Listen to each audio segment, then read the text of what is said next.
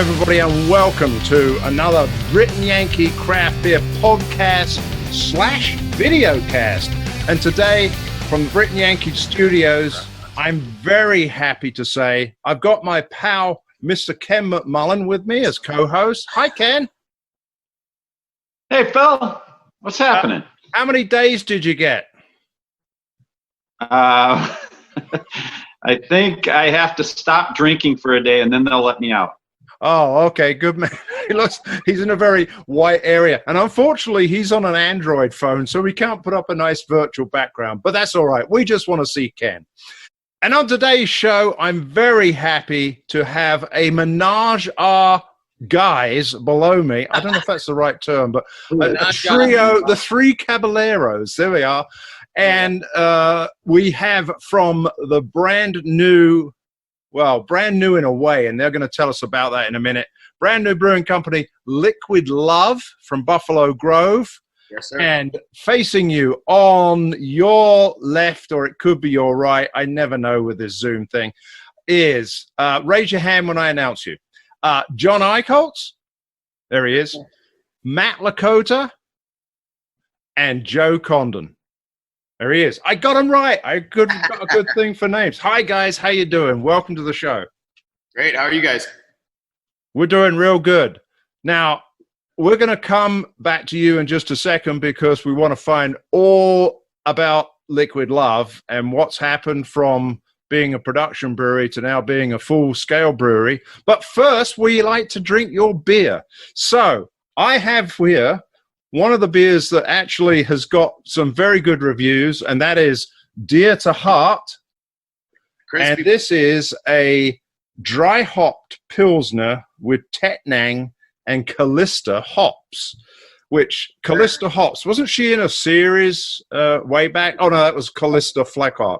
Oh, and Ken's got it as well. Well done, Ken. So I'm going to open this up, and while I'm doing that, why don't you tell me about the beer?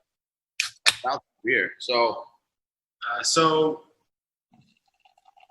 most brewers really enjoy making lagers, drinking lagers, and when we started, it was something that from the start we said, we're going to make IPAs and everything else, but let's really hone in and make a good Pilsner immediately and kind of show off a little bit. Yeah. Not throw marshmallows and cookies, and we were going to do that kind of stuff, but you got to be able to make a clean beer. That's how a lot of us came out making beer. So that was really the point of the first one. And then we realized, hey, people are eating it up. We like it. Let's keep making more Pilsners. So we definitely added more lagers in general. We added more into our schedule for the rest of the year. So Ken, why don't you open yours? Oh, what a lovely sound. So I think that's the name. The meaning while he's opening that, what are you guys drinking? So real quick, the name Dear to Heart is that's what brewers love. We all like a good crispy traditional beer, and it's a style that's dear to heart. Nice. And we also drew a blank, so that's what we got. What are we drinking? What do you think, Ken? What do you think, Ken? Well, I had to take a sip, for Christ's sake. Oh. We'll do what we're drinking, and then we'll let Ken evaluate. This is delicious, man. Yeah, go ahead. Half from Brooklyn. These guys just came, did a distro in town a week ago. And we snagged some up from our local spot up here, Consume, in Lake Zurich. So that's what I'm drinking. It's a double dry hop oat cream India Pale Ale. All right. I got Half Acre Vallejo. Oh, what a classic that is. Half Acre. We're big Half Acre fans. So, yeah. You're always going to find that in our cooler for sure. And Joe? And I have, some call it the champagne of beers. Can you see that? Oh, right. Yeah. We can make it go around the screen like boop, boop. You're a brave man. So, Ken, what did you think of Dear to Heart? Oh, this is tasty. The hops that come through to me are the Callista, which I've not used before, but It seems very floral. Mm-hmm. Yeah, very floral and kind of like a stone fruit peach thing. Because Callista is. So Callista is a German hop. It also is called Grüngeist. Hophead Farms in Michigan, when they grow it, they felt that it was different enough to give it a different name, so they call it Grüngeist. Or Callista. But it's the same hop as Callista, just depending on where it's grown. Cool. And Tasty. I always like Tetnang. That's always a great word for me. Tetnang. It's fun. It's fun. Yeah. Sounds like Now, what I will say about this is that it's definitely a different type of Pilsner. Very refreshing, as you said, floral. And I was kind of, when I opened it, I thought, well, how many Pilsners can be different? You know, this is different, and it's a damn good beer. So, kudos to you guys. Hey, cheers. Thank you. Seriously. Yeah. That's one that we're definitely proud of. We like it. Everybody likes drinking it. You can't beat it in the summer. I mean, year round. But, I mean, right now, come on. Yep. So, here's the first big question for you. What the hell's going on up there? Because I think you guys have quite a story to tell over the past, probably 2 to 3 months. So give us the skinny. All right. So, day one, we'll make it quick. I had left Whiskey Hill. I had the dream to either move. No, you guys know me. I'm taking off all the time. Not Colorado, though. Yeah, you are zipping around a bit, I must admit. Yeah. I had my sights set on Asheville, North Carolina, and I had come back, but then I needed to borrow a 6-stole for some homebrew I was doing, so I hit this guy up and went, and his brewery, 25 West, was down the street from my house. We got to talking. He heard I left Whiskey Hill. We started talking about things, and he's like, well, why don't we just try to, do the option A and make a brewery happen here? And with my father and my grandmother in their older ages, it made sense to stick around. And we got to talking, and we just sit for hours and just I don't know, figure things out. How would we do it? Where's the money coming from? And in the meantime, we needed logo stuff done. And we got Joe Condon involved. Joe used to hang out at Whiskey Hill at the bar every now and then. And I think he reached out to me and said, if you ever need something done, or it was one or the other. And he does great work. So that kind of fell into place. Fast forward a couple months, we had money figured out, sort of. We thought we did. And we decided to just not go with the original investor, and ended up brewing out of Prairie Craft in Buffalo Grove. And Buffalo Grove wasn't used to contract brewing and what goes into it and licenses and things like that. So it just became apparent if we were going to stop production as Liquid Love and go through all the federal movements and all that stuff and not DBA here, then it would take a while. But the guys here were great and said, why don't we restructure things a little bit and turn PK into Liquid Love? PK had its time. So they are remaining business partners with us. We're the creatives and kind of steering the ship, and these guys just make sure we don't crash, Oh, okay. Well, that sounds a lot. That's exactly they want it now. All of a sudden, it was okay, let's just flip it over. Yeah, we went from, we'll do the contract brew thing for a while and see where it goes, to buying a brewery in 3 months, which is ridiculous. Was not expected. And so, Matt, I know that 25 West was just up the road from where I am. What was the mall? Stratford Mall, right? Stratford Mall. Mm-hmm. Stratford Mall, yeah. And with the COVID happening, I sound like I'm talking about the cable. With the COVID and the cable,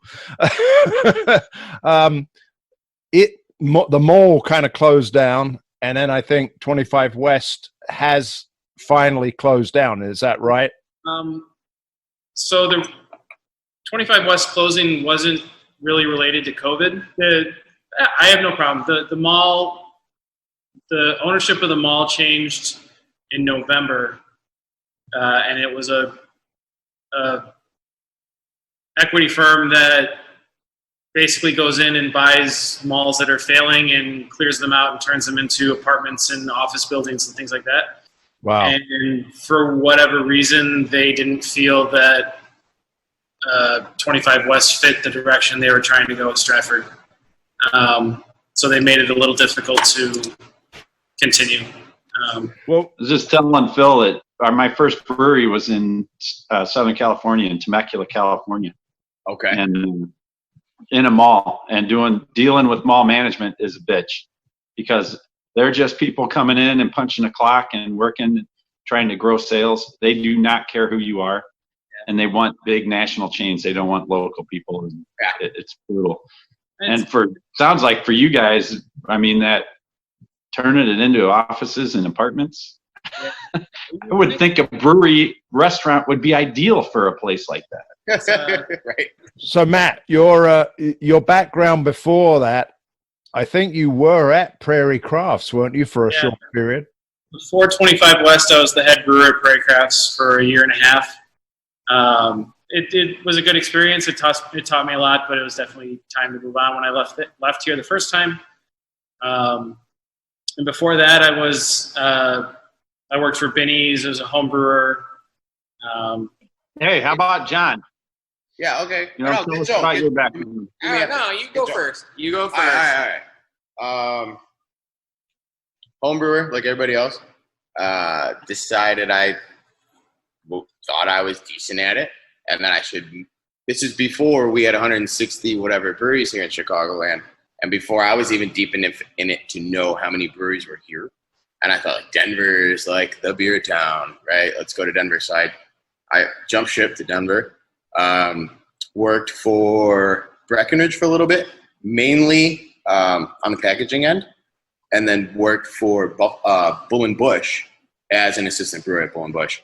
And Gabe is a great guy, and he was their head brewer for about 19 years and taught me the old school way.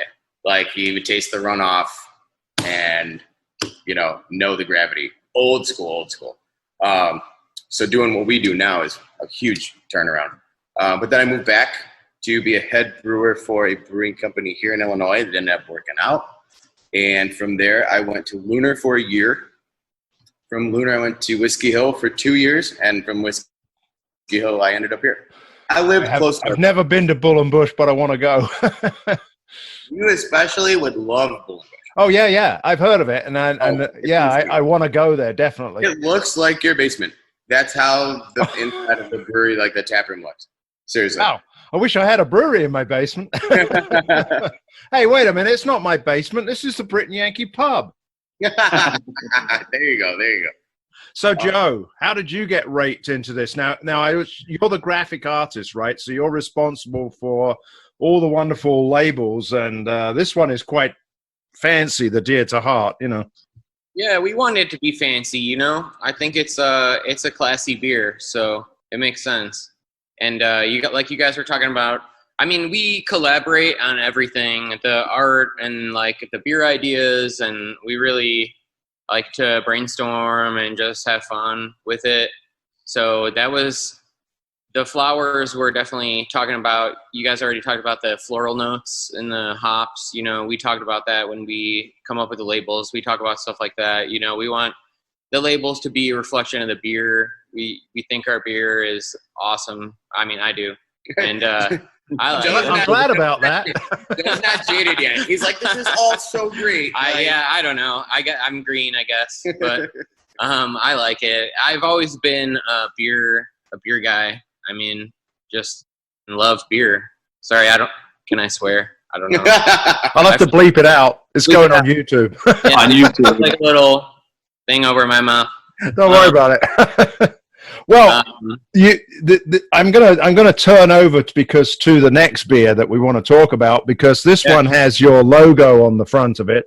Yeah. And it's like the liquid love is a drop coming down, which is really nice. This one is Sad Thug. And while I open this little puppy, see, I've got a new glass for it. Lovely. Can I do that? While I open that one, who's going to tell me about Sad? Sorry? Where'd you even get that glass from? I never even saw you pull it out. That's what she said. I just refilled my glass, and now Phil says we're moving on to this, so I got to chug this. All right, I put the rest of the other one over here. So, yeah, I'm going to open up Sad Thug, and I understand just by coincidence when we're doing this, you've got a story behind Sad Thug, and it works with your marketing. So, well, I can't wait to tell this story because it's hysterical. So going back to when us three were first planning all this out, we're sitting at 25 West. We were brewing like a homebrew batch of beer, like just test batch and stuff. And we had to run to Brew and Grow down the street for something. It was like a steeping bag or something. And we're driving, and Joe has a CD collection in his car, right? So we'll play CDs every now and then. And I'm digging through it, and there was a couple albums from like our high school years. They're very emo, very sad, melodic stuff. And I pulled one out, and I was like, you remember when you listen to this on purpose? Like when your girlfriend would break up on you, and you'd be like, I want to be more sad right now. And like we started talking, but then and then you would throw Tupac on though, and be like, hell no, like I'm strong, but I'm a sad thug. And like, and that's all it was. We were like laughing hysterically about it in the car. Like I gotta be a thug. Like I'm strong. I don't need her, but I'm still sad. So like I'm a sad thug. Yeah. And that's exactly where it came from. Like just going through those, those emotional things in high school, and then trying to pick yourself back up and throw on some crazy like music that's not sad at all. Yeah, it's about picking yourself back up again. Yeah.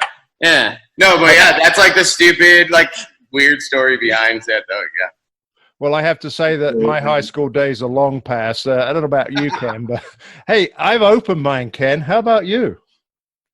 I'm still chugging down my previous beer. Oh, come on, get with the program, dude. Okay, so the first thing I get when I open this is an absolutely wonderful fruity flavor. And let me just read what's on the front of this. It says it's a sour ale with blueberries, vanilla beans, and milk sugar. Oh, I missed out something. And granola. Granola. What the hell? I got enough fiber in my life. Thank you. So, what were you aiming for? Parfait. Blueberry parfait. Oh, okay. Well, I'm going to sip this one. I have had it before, but I haven't had it for a while. If you've watched the show before, you know my love for milkshake IPAs and hazy IPAs is a little lower on my beer scale. So let's check this out. For sure. Well, I'm a blueberry fan, so I'm stoked for this blueberry beer, man. Nice. We are brewing that as we speak in the back. We got a batch going. Excellent. When's that going to be available? Because I know people have been asking about this. That'll be available opening weekend. We're shooting right now for August 28th. It's a Friday. Whether or not our front doors are open that Wednesday and Thursday, we'll leave that up to you guys to decide. But opening Friday, 8/28. Okay. Ken? Cheers. Cheers. You haven't had it yet, have you? You want to know what the thing is like? Yeah, I think actually I didn't think of that being a parfait flavor. But now you come to mention it, you're quite right. So I have a question for you. Are you going to make more of these beers? And to whom do these beers appeal in terms of the fruitiness? Hello, Ken's got his hand up. Right, Ken? You asked who it appeals to. Me. Yeah, you'd be surprised. Dude, the first time I had a sour beer with lactose in it was in Nashville at CBC. Okay. Why can't I remember the name of the brewery? Southern Grist, probably. Southern Grist. All right. Unbelievable. It just took enough of the bite of the sourness out that you could taste all the other flavors that are in there. I love lactose sours, man. They're delicious. And this one's right up there. You get the blueberry. I'm amazed at how much purple you got from blueberries. Usually you end up with pink. Mm-hmm. But that's a lot of blueberry. What were we? Pound and a half per gallon? Pound and a half per gallon on the blueberry puree. So, I have to say that the more I drink this, the better it becomes. And the first time I had this, it was a very hot day. I was sitting out on my deck. I said, I got to try this before I talk to these guys. And it does have a certain appeal to a hot day. I don't know about in December, but it's almost like a palate cleanser. You know, if you're having a lot of IPAs or things like that, then it's a palate cleanser. So it washes this fruity, like, yeah, I can see that. Yeah. And now, speaking of if we're going to make others, and speaking of winter, we might have some chocolate fruit varieties coming out, just to ease you over the winter. Okay, two ingredients, chocolate and raspberry. There you go. You can't go wrong with that. I'm not going to say if you guessed what one of them is going to be. You know, from the perspective of we're talking about this type of beer, and I think one of your other beers, well, the oat beer, what was it? The Swinging Swords, and we don't have that one. And I think you've kind of realized that there was a minor issue with that one. But it is more of a hazy, I think, right? Yeah, definitely. So, is this going to be your theme, or what are you aiming for in terms of Liquid Love? Flavor combinations, things. We like to look at the market and look at what's going on, and all our friends, what they're brewing at different breweries around Illinois, and just go, how could we just do something else? You know, that's where the granola came from. Instead of just going vanilla, blueberry, let's throw something a little different we don't see here in our local area a lot ever. Those have happened on the East Coast a little bit, the granola stuff. We don't see it much here. As for the ambrosia salad, the next one, the ambrosia hugs, everybody, you know, we've all done it. We're brewers. Peach cobbler, apple pie. We're trying to do these pastry things, but what's like pastry-esque that isn't super popular or hasn't been done? That's how ambrosia came about. You know, the marshmallow fruit salad. I think we all consider ourselves kind of foodies, if you can say that. I don't know. As lame as that word is. For sure. Yeah, we're all fruities or foodies. Food. Well, I guess a little bit of both. You know. Fruity foodies. Okay. I said foodie. Yeah. You got us again. Yeah. But we really definitely have like a flavor driven. Like every time we brew something, we're really thinking about that and definitely thinking about the combinations and thinking about how we can still make a sour with lactose in it, but have it be balanced and have it really, you know, touch every part of your tongue, basically. Where you get that bitter granola at the end, you get the lactose, the blueberry, the nuttiness. Yeah.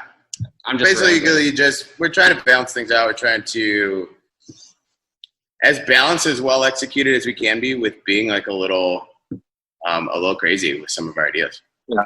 How well I can tell you, I think my wife would love this, but because it says sour on the can, she wouldn't even try it. Yeah. You gotta like cover it up. What?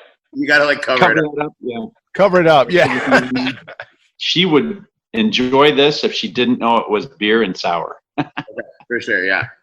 You'd be surprised how many different demographics it does pull in. I mean, people even from cultures who are not used to craft beer, who like island kind of drinks. The younger crowd, the early 20s, mid 20s, who, you know, all they know is Natty Ice or, you know, the college parties. Definitely female demographic for sure. They're, you know, it's the craft beer industry. We want to run into a lot of guys who show up to the brewery and their wife loves her Merlot, and that's just what she likes, and that's how we all are. I like a good Pilsner, you know. And then why don't you just try this? It's got a couple of similar notes, I guess. And a lot of people, the biggest, I guess, comment we get on beers like that is it's a great sour for people who don't like sours yet. So it's just trying to introduce the tartness, but with some complexity. So it makes you think while you're drinking it, and hopefully converts you over to, you know, other things. I'd also say there's a couple other breweries in the Chicago area that make these type of sours, and, you know, going to their breweries and trying them, and I admittedly had a bit of a reservation at first, like it's a fruit beer, it's not my thing, I'm not going to like it. I love them. The number of people that you would identify as like classic beer guys are drinking these almost more so than IPAs or other things at these breweries that make them. I was shocked by it. Yeah. It really does appeal to almost everyone. Yeah. It's almost an opposite thing. Like you're seeing a lot of grown men hanging out drinking these like slushified strawberry, passion fruit, mango things and loving them. And we love them. I mean, we love them. Matt got back from Virginia, and he visited quite a few breweries that like they do a lot of that, and it's like a big thing. I was shocked how I was at Riverland specifically last year, and I'm sitting at the bar, and the number of people coming up and ordering their version of these fruit sours. It was 2 or 3 to 1 people ordering the fruit sours to anything else on their menu. It was amazing. Yeah. And everybody's a little hazed out, I think, to be honest. I don't know. I am after 24 days of Christmas in July, I can tell you. Oh, and by the way, I just have to bring this up. Whiskey Hill, where you used to work, they had one called Pink Scales. And we think that there was a secondary fermentation that went on in the cans that went out to people because 3 out of the 4 of us had a gusher. If you go back to some of our videos, you'll see it coming out all over the Brit and Yankee pub here. What happened? With this beer, you know, could you possibly have a second fermentation? How would that happen? So I'm glad you asked that. We're fortunate enough to have a filtration system here. Something that I've never used until recently in my brewing career. And I was excited, actually, like, let's filter something. And that being filled with unfermented fruit, you know, that was a concern of ours right off the bat. We've had one can that was like a little too much. And it was actually blew up on this guy. So wasn't a customer. We were good. Yeah, so we filter that beer. So we brew our Berliner Weiss base. We filter it out. And pull as much as we can out of there before it hits the bright tank, and then we blend fruit.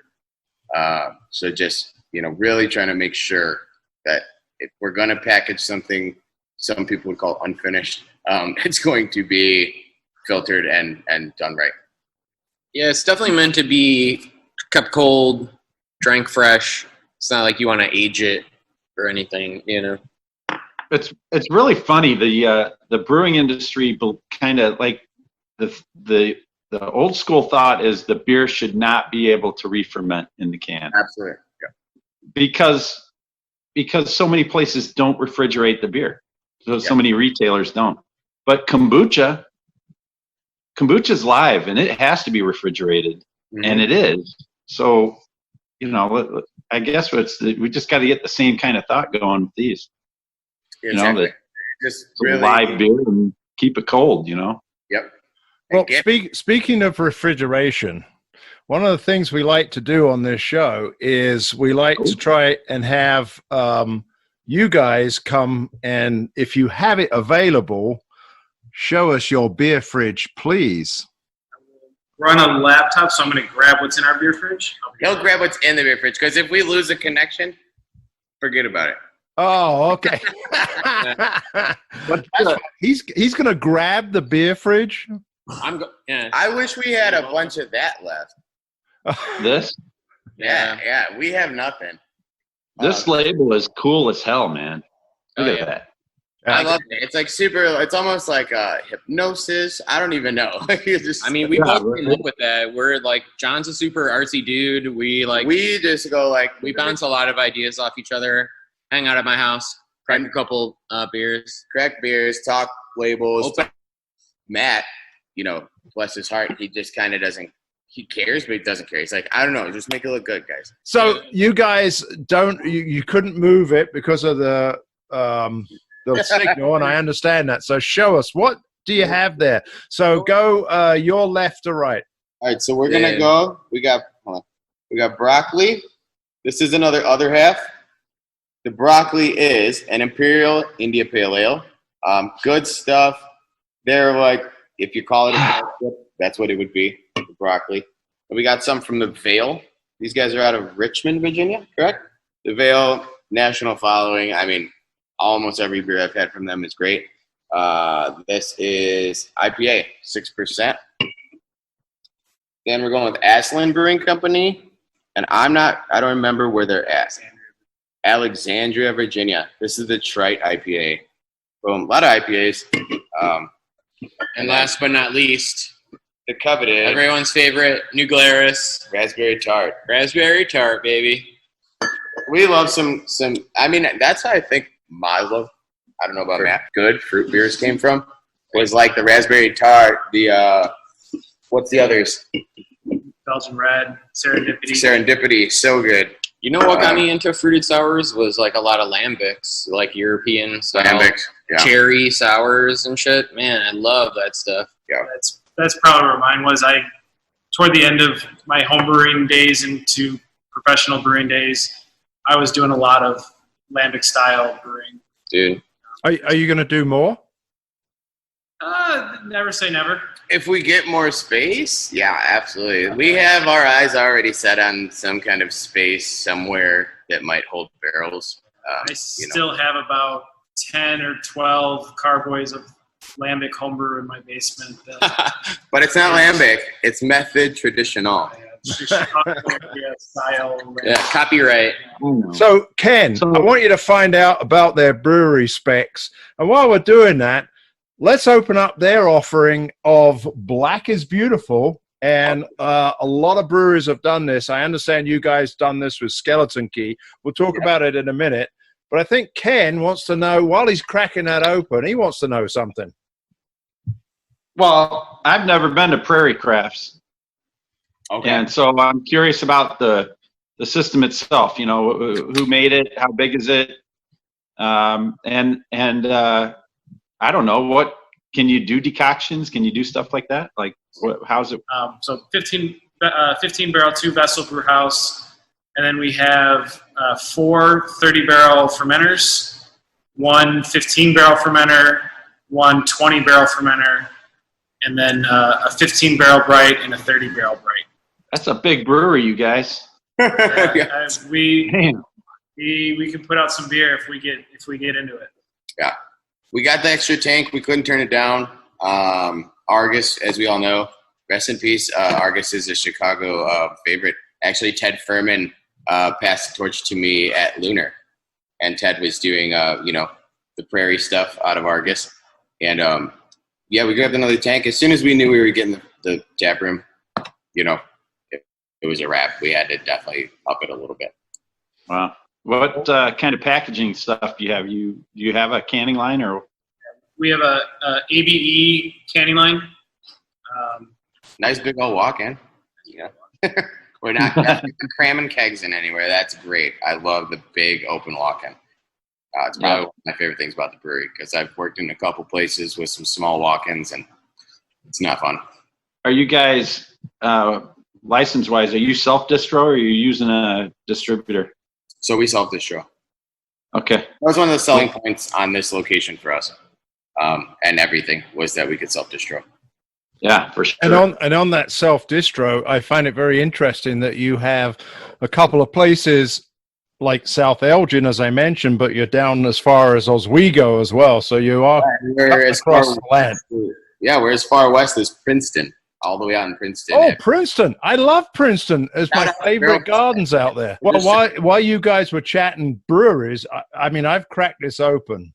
And the one thing I like about the Black is Beautiful series, not only is it the fact that, it's for a good cause, but it is black. And again, this one is, like I like to say, as black as you're at, which is what I like to look for in an imperial stout. Now, you did this with Skeleton Key, and I think you did the base beer, and then they added different things. So tell us the story behind this one. So we took the base recipe from Weathered Souls that they put out for everyone to use. And brewed a batch of it, and then after fermentation was done, we split it into each of the 2 bright tanks with the different adjuncts from our version and then the Skeleton Key version. Yeah, we had a blast making it with him. Super fun group of people. Really smart. So ours was cocoa nibs, vanilla, and coffee. And then their version was toasted plantains and coconut. That's what I've got. You don't have theirs, you have his. I've got the toasted coconut and plantain. Oh, you do? Yeah. Oh, that's interesting. I thought okay, so completely transparent. We did get a couple of these provided to us by these fine folks, and I didn't realize that you had provided different ones, one of each. It's a mixed 2-pack, yeah. Okay. Oh, right. So it was a mixed 2-pack. Excellent. Hey, wasn't he a rapper? He's dead now, isn't he? Yeah. I'm glad to say that I got the one without the coconut. Because coconut is another thing. It doesn't appeal to me in a beer. That's a weird thing, Phil, because I hated coconut when I was young.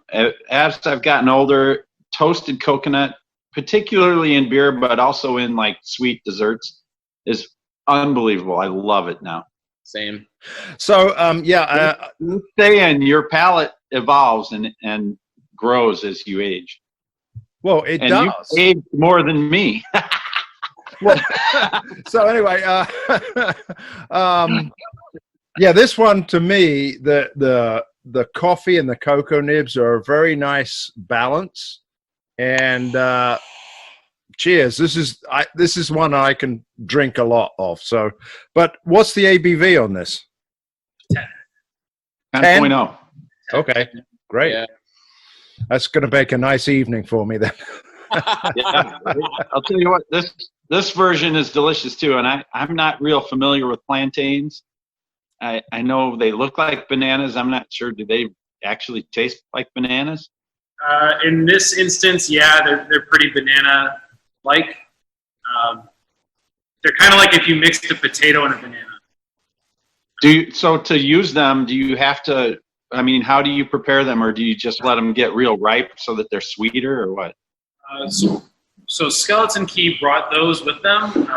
They found a supplier that pre-caramelized them and then froze them. Let them thaw and just mashed them up really well and ferment for it was like a week. And I have to say they're really good on a barbecue, Ken. On the Barbie? On the Barbie. Yeah. You can pretty much barbecue anything. Maybe you guys should tell the story about Black is Beautiful. So Black is Beautiful is soon. So I'm been personal Facebook friends with Marcus from Weathered Souls for like 2 years now on Facebook. Just, one of those random things. Another brewery, you see a guy standing in front of a barrel on his profile picture. He had him, And as soon as I saw him post it, everybody does. We all feel a certain way about things going on in the world. And I said, I think this would be cool to do. I think we should jump on it. And just with us, figuring out logistics and everything, we were still in the first 200 breweries or something to sign up, I think. Because we were like, let's just do it. And then it took off. It blew up. I mean, good for Marcus. It's insane. He's in magazines. Something like 1,100 breweries around the world. Are brewing this recipe. I mean, Jägermeister's donating. It got huge. And awesome. The purpose of it is so proceeds. Everyone brews their version, and then the proceeds go to an organization of choice that promotes social, racial equality, something in that world. So for us, our proceeds are going to be donated to My Block, My Hood, My City, which is a Chicago organization that promotes after-school programs and really taking pride in less fortunate neighborhoods. That's awesome. Yeah, good. Thank you for making it, man. That's awesome. Yeah, good job on it. And the one thing that I found to be quite interesting is that in the middle of summer, here we are, everybody's brewing an imperial stout and getting it out real quick. And a lot of people Sorry? It's like I like it. It's like when you make breakfast for dinner, you know? Yeah. Yeah. This is why Joe's the artist. There are no seasonals. There are no seasonals. There are no seasons. No. They don't exist. Yeah. But I mean, I think it's been selling. I've had a couple of them, one from Church Street that's real good. I forget another one from somewhere else. I know. I love them because this is right in my ballpark, this one, or my wheelhouse. I don't know. We're not in the ballparks anymore, are we? We're not allowed in. I don't even know. I think you need a mask to be in the wheelhouse, too. Yeah, I think you do. Okay, I'll get mine on immediately. All right. Well, hey, listen, guys. We've had a great conversation here. Thank you very much indeed for coming on. I hope we didn't interrupt. Wow, 10%. Oh, no, we're good. Interrupt your brewing day too much. But I will raise my glass to you guys and say all the best for Liquid Love for the future. Absolutely. Hey, cheers. Ken? Yeah, here's to you guys. Good to see you doing it. It's not a lot of people starting a business right now. So here's to all three of you guys. That's the insane part of it. So before we go, just give us the quick skinny on when you think you're going to be opening and where you are located. So we're located at 1310 Bush Parkway. That's Busch Parkway in Buffalo Grove. We're shooting for Friday, August 28th right now. We pushed it back a week from the original date of the 21st just to make sure everything's good, honestly, for everyone out there. We want to open correctly and have everything in place and where it's supposed to be and how it's supposed to be run. Joe will be here. He's going to do caricatures. No, I'm kidding. I'm totally kidding. Really? Yeah. Now we should. Every beer comes with a free caricature, so yeah. I'm just kidding. You can't hold me to that. Yeah, definitely not. But yeah, come see us. We're excited. Of course, they're all of John, but sure, you get a free caricature of John, right? Yeah, We'll do like a caricature night. We'll do prints. No, yeah, and we're excited. We got a lot of good neighbors up here. We got Roaring Table, Phase 3. There's Half Day up here. I know I'm missing a couple. Mickey Finn's is up here. It's cool to be on the north because I was always on the south with Whiskey Hole. So to be on the north now, it's very cool to now get in touch with all these guys. Oh, and Tighthead. Love Tighthead. Oh, yes. So, yeah, you're not just coming to see Liquid Love. You're coming up here. You're not going to the other end of the world. I know we're up north, but there's a lot of good breweries up here. No, actually, I do know where you guys are very well because I came to Prairie Crafts, especially actually when Matt was there. I used to work close by. I don't work anymore. I just drink beer. Thank you very much. By the way, we'll definitely look forward to you guys opening up, and I'm sure it'll be a wild time. Ken, it's good night from me. And good night from him. Thank you very much. And good night to John, Matt, and Joe. All right, fellas. Cheers. Thank you, guys.